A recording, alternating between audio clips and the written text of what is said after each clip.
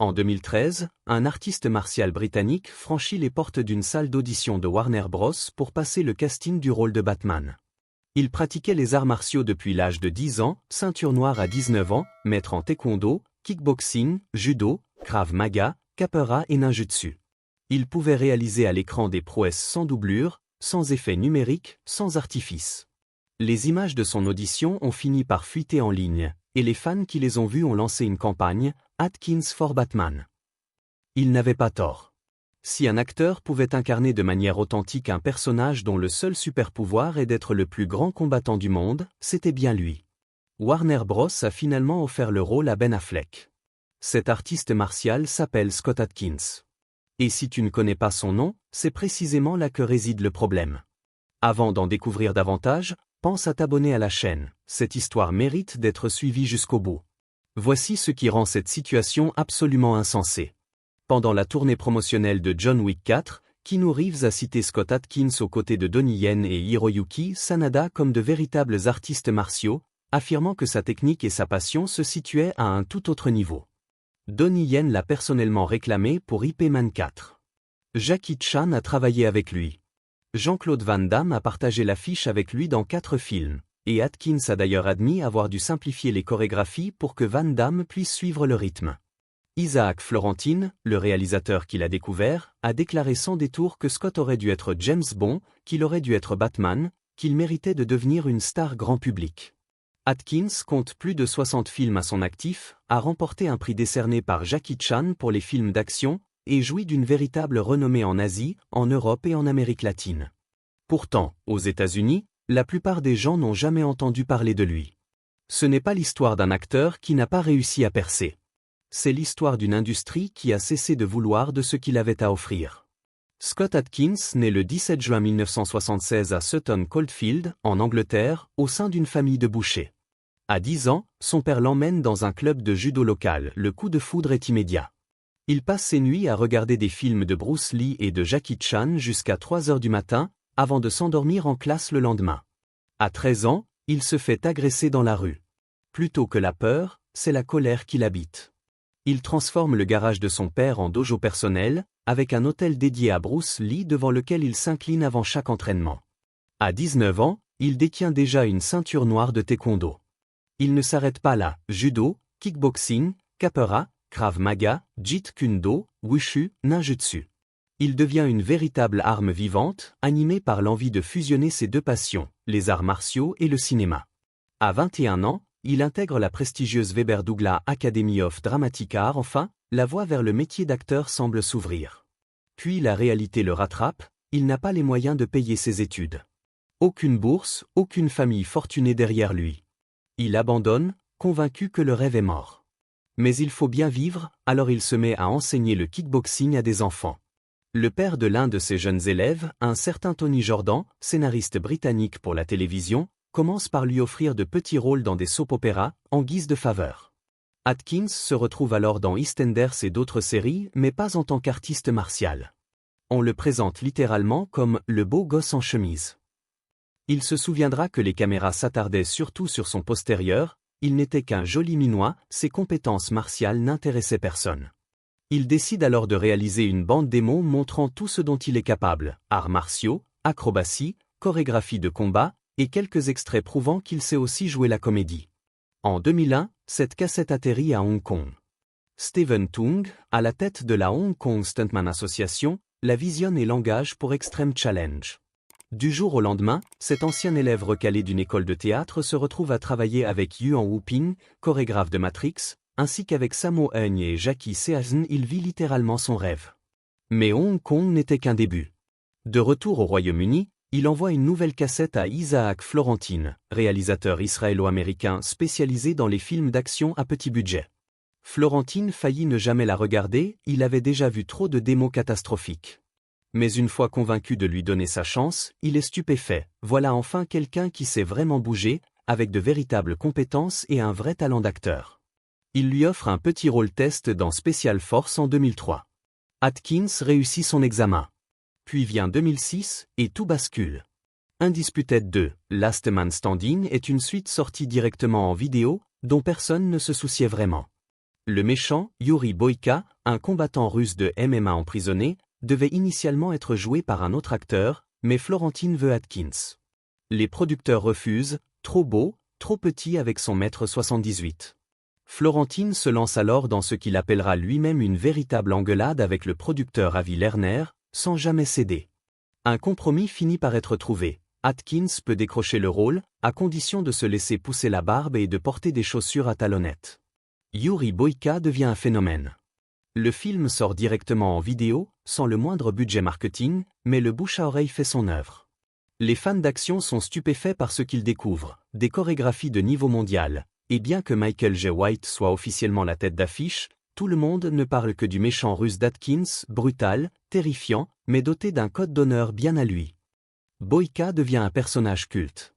Atkins reprend le rôle dans Undisputed 3, Redemption, remportant un Action Film Award, puis à nouveau en 2017 dans Boyka, Undisputed, qui lui vaut cette fois le prix décerné par Jackie Sergen. Il venait de créer l'un des grands personnages du cinéma d'action.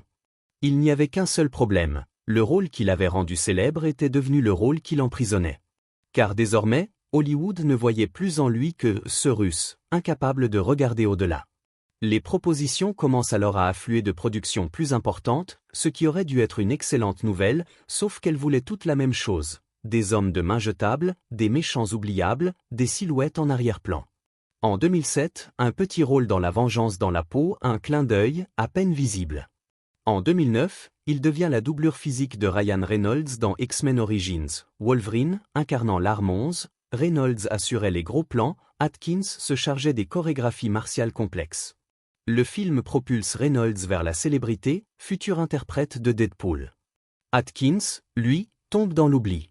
Ces mêmes images seront réutilisées en 2024 dans Deadpool et Wolverine et pratiquement personne ne connaîtra encore son nom. En 2012, Expendables 2, film célébrant les légendes de l'action Stallone, Schwarzenegger, Van Damme, Chuck Norris, Jelly engage Atkins comme simple homme de main silencieux. Dans un film rendant hommage aux stars de l'action, lui n'était qu'un muscle jetable de plus. Puis en 2016, Doctor Strange marque ses débuts dans l'univers cinématographique Marvel, il y incarne un zélote oubliable, tué rapidement, malgré une supériorité physique évidente sur la majorité du casting. Des années plus tard, il déclara sans détour se demander s'il avait vraiment eu envie de tout miser là-dessus, avant de répondre lui-même par la négative. Ce simple petit rôle avait potentiellement ruiné ses chances de jamais incarner un personnage Marvel d'importance, pendant que des acteurs possédant une fraction seulement de son talent décrochaient des franchises de super-héros entières et devenaient des noms connus de tous. Atkins décrira la hiérarchie hollywoodienne avec une honnêteté brutale, il existe un ordre de préséance, disait-il, et il devinait se situer quelque part derrière Frank Grillo. Il plaisantait sur la manière dont fonctionnait le casting. On avait probablement d'abord approché Frank Grillo, qui avait refusé, et c'est seulement ensuite que quelqu'un avait suggéré d'essayer Scott Atkins. Il était le remplaçant du remplaçant. Le plus cruel dans tout cela, il était meilleur que la plupart d'entre eux. Mais l'étiquetage était pire encore. Après Boyka, chaque producteur voulait qu'il rejoue systématiquement cet accent russe, encore et encore. Atkins proposait d'essayer un accent irlandais, sud-africain, n'importe quoi pour prouver son étendue. La réponse était toujours non.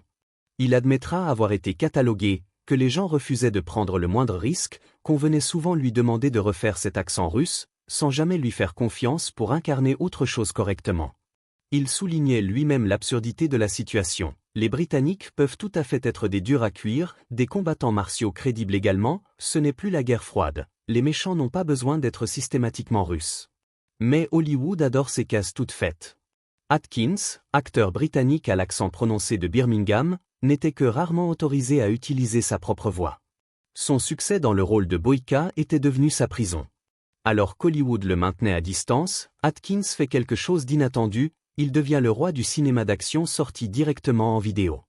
Entre 2008 et 2020, il enchaîne des dizaines de films à petit budget, Ninja, Assassination Game, Universal Soldier, Day of Reckoning, Accident Man, Triple Threat, Savage Dog. Ce ne sont pas des productions prestigieuses, mais de l'action pure, réalisée par des équipes qui comprenaient réellement les chorégraphies de combat.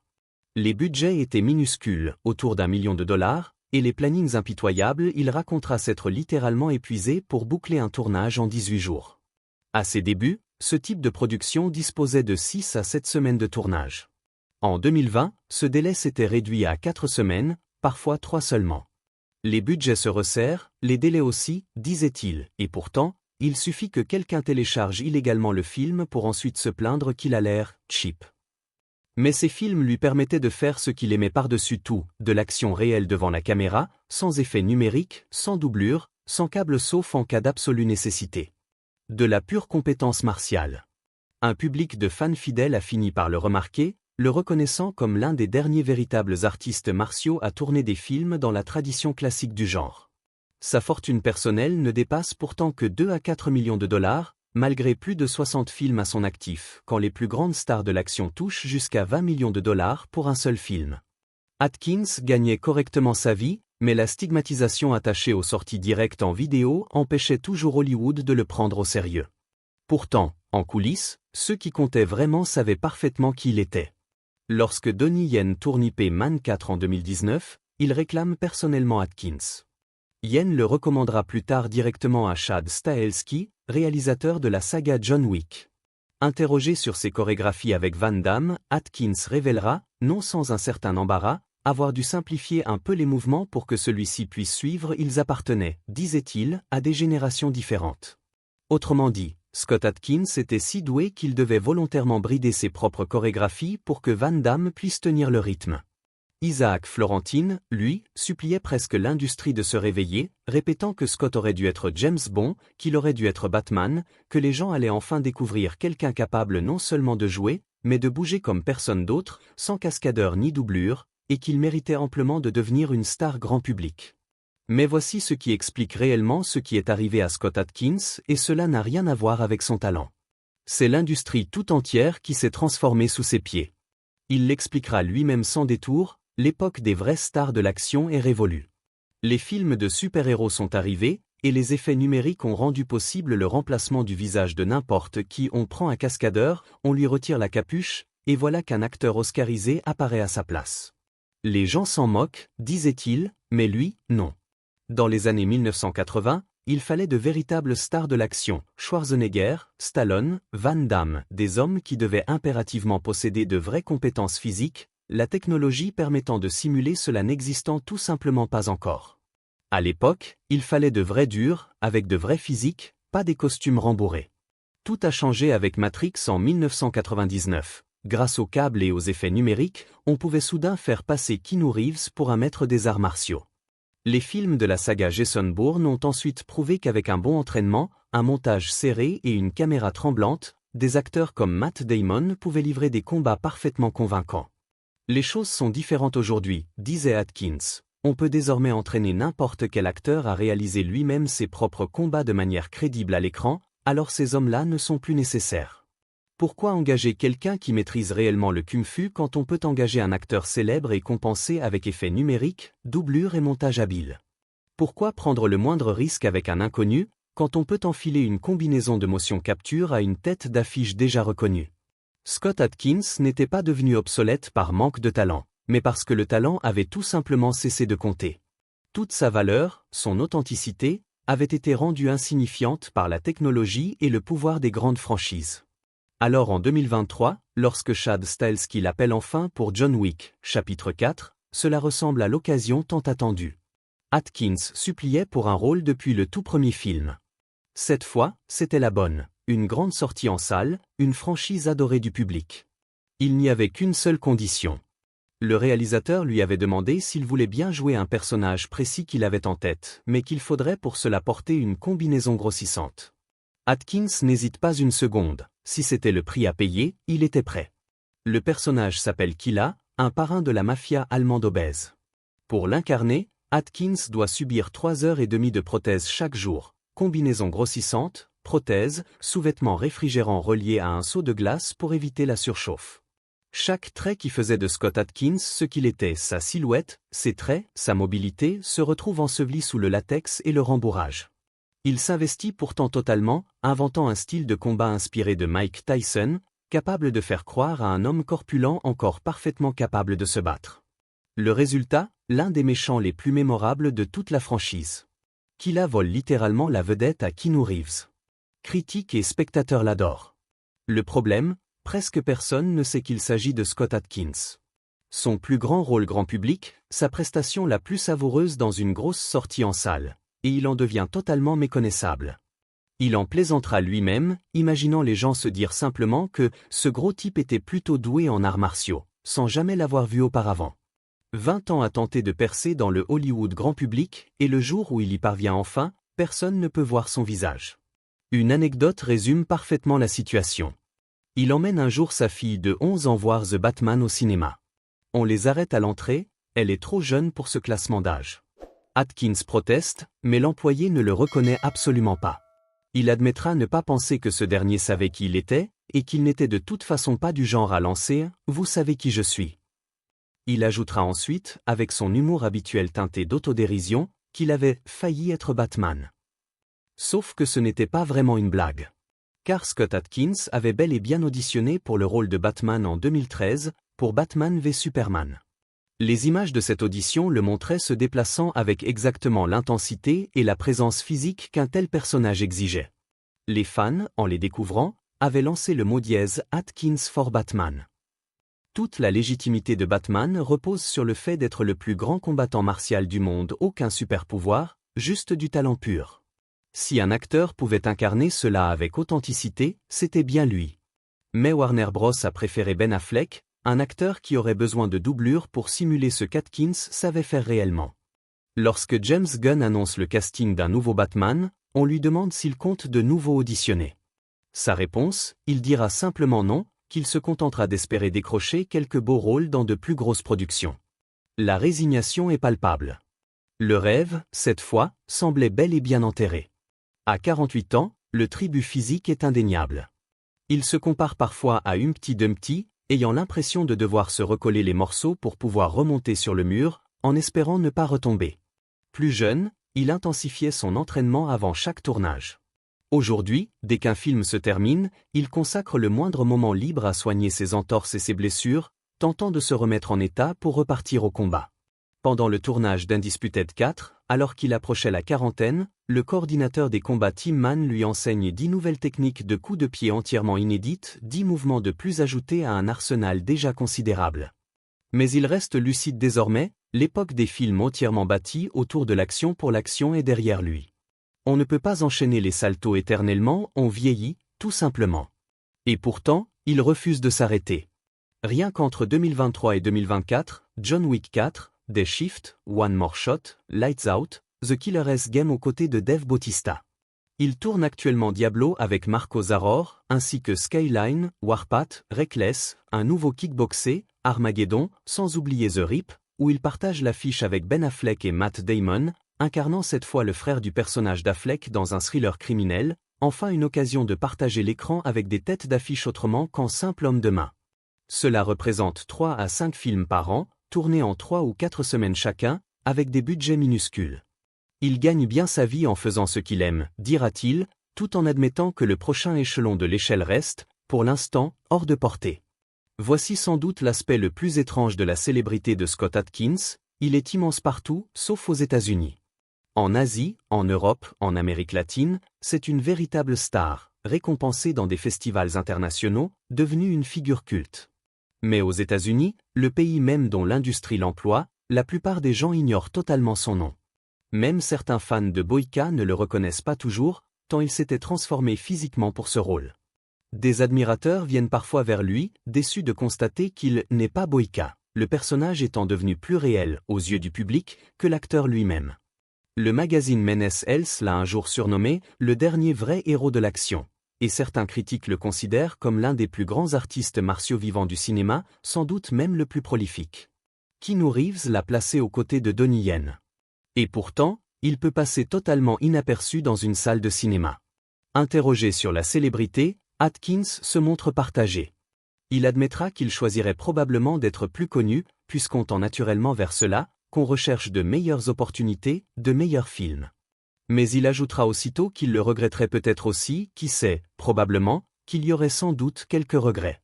Il imagine les paparazzis, la perte d'intimité, la routine familiale bouleversée. Il y aurait un prix à payer. Il existe des moments où il se sent reconnaissant de n'être que Scott Adkins, pouvant vivre tranquillement avec sa femme et ses 2 enfants près de Birmingham. Mais cette gratitude n'efface pas complètement la frustration. Il admettra attendre toujours sa véritable chance, avoir le sentiment d'avoir été un peu lésé, de ne pas avoir eu droit à sa chance équitable. Scott Adkins n'est pas simplement un acteur sous-estimé.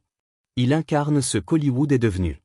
Dans une industrie dominée par les effets numériques, les doublures et les compétences fabriquées de toutes pièces, il n'y a plus vraiment de place pour de véritables artistes martiaux. Le rôle de Batman pour lequel il a auditionné, celui de James Bond qu'Isaac Florentine estimait lui revenir de droit, les rôles principaux qui lui ont systématiquement échappé au profit d'autres, tout cela n'était pas un rejet de Scott Adkins en tant que personne. C'était le rejet de tout ce qu'il représente. Les véritables stars de l'action, dotées de véritables compétences, sont devenues obsolètes à l'ère des effets numériques et des franchises millimétrées.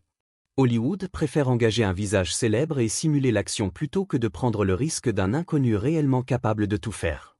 À 48 ans, Scott Adkins continue pourtant de se battre, de tourner, de faire ses preuves face à une industrie qui a clairement montré qu'elle ne voulait pas de ce qu'il avait à offrir. Il est le dernier représentant d'une espèce en voie de disparition, un vestige d'une époque où les stars de l'action devaient réellement savoir se battre, où ce que l'on voyait à l'écran était authentique. Les mots d'Isaac Florentine résonnent encore, il méritait de devenir une star grand public. Mais le mérite n'a jamais eu grand-chose à voir avec tout cela. Hollywood ne se soucie pas du mérite. Il se soucie de la reconnaissance de marque, de la prudence, des effets numériques préférés à la prise de risque. Et le plus triste, c'est que Scott Adkins le sait parfaitement. On l'entend dans sa manière de parler de la fin des vraies stars de l'action, dans ses blagues sur le rôle de Batman qui lui a échappé de peu, dans son aveu d'attendre encore une chance qu'il n'obtiendra peut-être jamais. Il continuera de tourner ses films, d'assurer lui-même ses cascades, de rester authentique au sein d'une industrie bâtie sur l'illusion. Et peut-être que, des décennies plus tard, lorsque le public aura de nouveau soif d'authenticité, on se retournera enfin sur son parcours pour réaliser ce qu'on avait manqué. On découvrira alors Scott Adkins, cet artiste martial des temps modernes, qui avait toujours été là, qui possédait tout ce dont le cinéma d'action avait besoin, et qui a frappé à la porte d'Hollywood pendant 20 ans, pendant qu'Hollywood faisait semblant de ne rien entendre. Il sera alors sans doute trop tard. Mais au moins, l'histoire se souviendra de ce que son époque a refusé de voir. Si cette histoire t'a marqué autant que moi, n'hésite pas à liker cette vidéo et à t'abonner à la chaîne pour ne rater aucune de ces histoires méconnues d'Hollywood.